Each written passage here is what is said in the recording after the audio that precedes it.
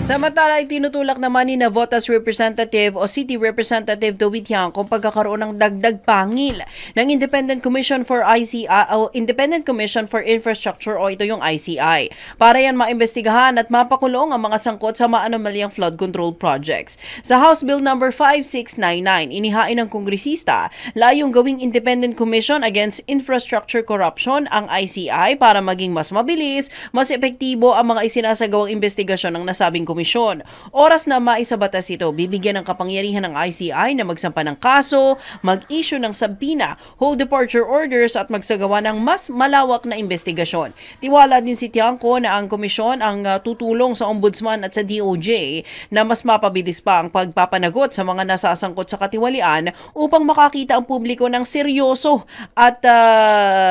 malalimang investigasyon laban sa anyay pinakamalaking corruption scandal sa kasaysayan ng bansa.